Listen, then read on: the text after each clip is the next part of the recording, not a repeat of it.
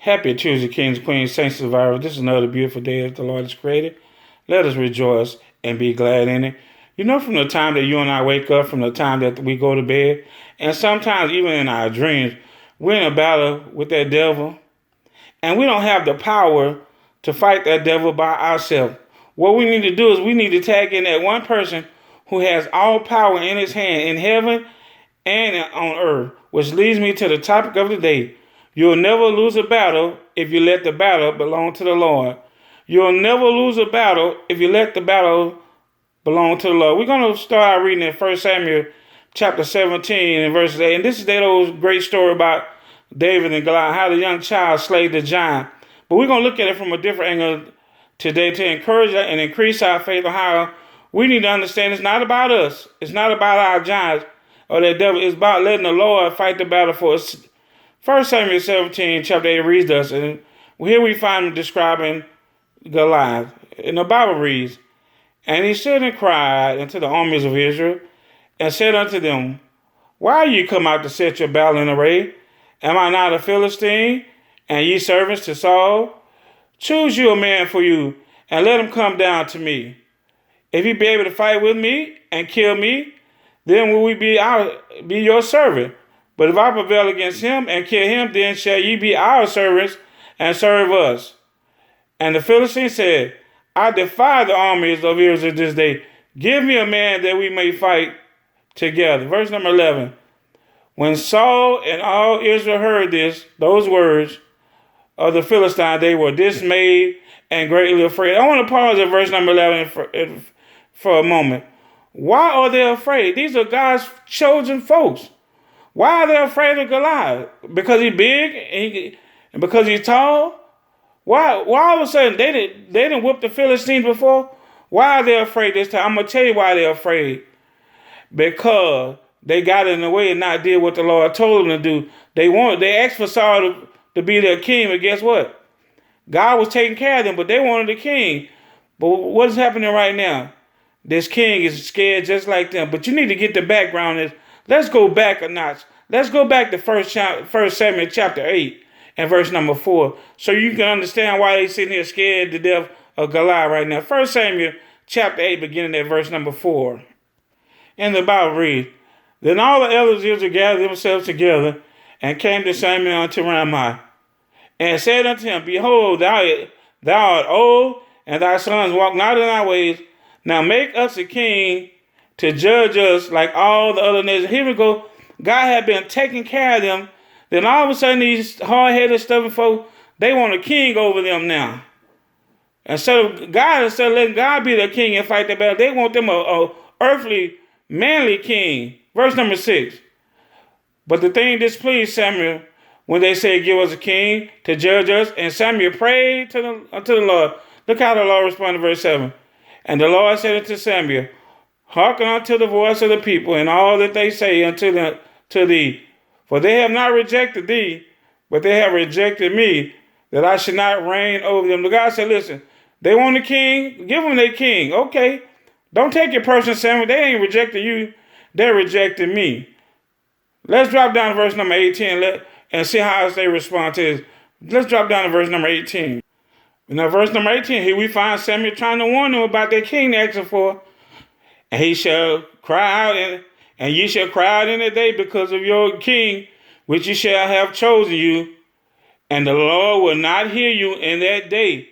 How did they respond? Verse 19. "Nevertheless, the people refused to obey the voice of Samuel. And they say, Nay, but we will have a king over us, that we also may be like all the nations, and that our king may judge us and go out before us and fight our battles." He said, listen, I understand. We heard what you said, Samuel, but we want us a king to fight our battle for us. Okay, we don't want God no more. We want us a king to fight the battle for us. Now let's fast forward back over to 1 Samuel chapter number 17. Now you can understand why they're standing there afraid. Let's go back to 1 Samuel 17 and verses number 11. Now it says, when Saul and all Israel heard these words of the Philistines, they were dismayed and greatly feared. They were afraid because they know God wasn't with them. That king that they wanted for to fight their battle, he running scared just like them. That's just like us. We want to do it our way and reject God as our king and put somebody else in his place. And when it's time, when the things get rough and time that battle is time to fight, folks will forsake us. And then we want to look for God. The giant Goliath is breathing down their neck now. Now they scared because they know the Lord ain't with them because they wanted their king. And that same king that they chose to fight their battle is running scared just like them.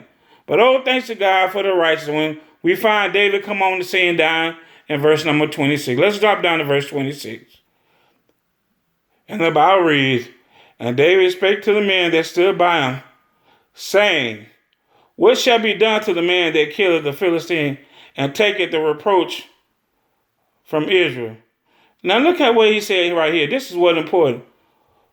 Who is this uncircumcised Philistine that he should defy the army of the living God? Here, David said, listen, who is this fool trying to come up against God? See, that's what the problem is. Saul and the other people running scared. David said, listen, when you know the Lord is fighting your battle, that person must be a fool to come up against you.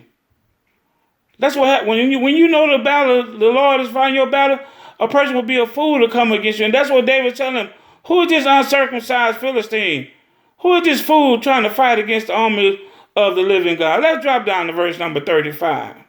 Because David was young, everybody trying to discourage him. Listen, you ain't gonna be able to fight against that giant. You were just a kid.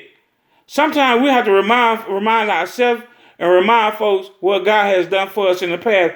And that's what David about to do right now. He's about to remind them what that God had done for him in the past. Verse 35 says this, and I went out after him and smote him and delivered out of his mouth. Let me go back to verse number 34.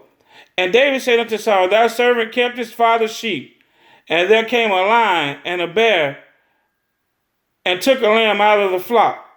And I went out after him and smote him and delivered it out of his mouth. And when he arose against me, I caught him by his beard and smote and slew him. Verse 36. Thy servant slew both the lion and the bear, and this uncircumcised Philistine shall be as one of them, seeing that he had defied the armies of the living God. David said, listen, God took care of me when the lion came against me. He took care of me when the bear came against me. And he's going to take care of me against this old uncircumcised, foolish Philistine that's trying to defy the armies of the living God. I know what God done before, what he's done for me in the past, and I know he's going to take care of me right now. That's the faith we have when we know the battle belongs to the Lord. Verse number 37. David said, moreover, the Lord that delivered me out of the hand, the paw of the lion, and out of the paw of the bear, he will deliver me out of the hand of this Philistine. And listen to that old Saul. And Saul said unto David, go, and the Lord be with you. That's that old king, right, that they wanted. That old sorry king said, David, you go on and fight. Not only he tell him to fight, he said, here, take my stuff. David said, no, I don't need your stuff. That's too heavy. I don't need all that weaponry. The Lord is bigger than all this stuff. I don't need all that to fight the Lord. We need to stop taking advice from folk that ain't willing to let the Lord fight their battle. They want to send you there with and try to tell you how to do it. Stop listening to folks that ain't got God at the forefront of their life, trying to give you advice on how to fight this battle against the devil. Let's wrap this thing up at verse number 45 through 47, and the lesson is yours. Let's drop down to verse number 45. And y'all know this wonderful end in the Bible read, then said David to the Philistine, that come to me with the sword and with the spear, and with to shield. But I come to thee in the name of the Lord of hosts, the God of the armies of Israel, who thou hast defied. David said, you got a sword and spear. I'm coming to you in the name of the Lord. This battle belongs to him. This day the Lord will deliver thee into my hand, and I will smite thee and take thine head from thee, and I will give thy carcass of the host of the Philistines this day unto the fowls of the air, and to the wild beasts of the earth, that all the earth may know that there is one God.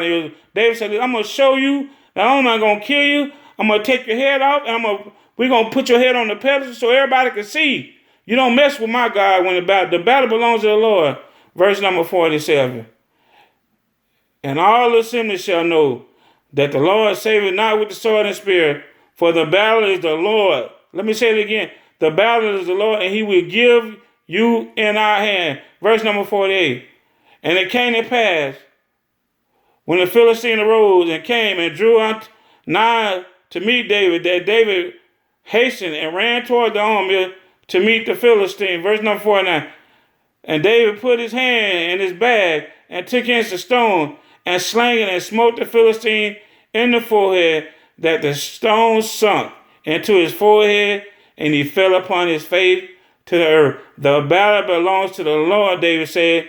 Now I'm about to cut your head off and show all the world, your Philistine and everybody else, you got to be a fool to mess with me when the battle belongs to the Lord. I love you. God bless you. Have a wonderful, wonderful Tuesday.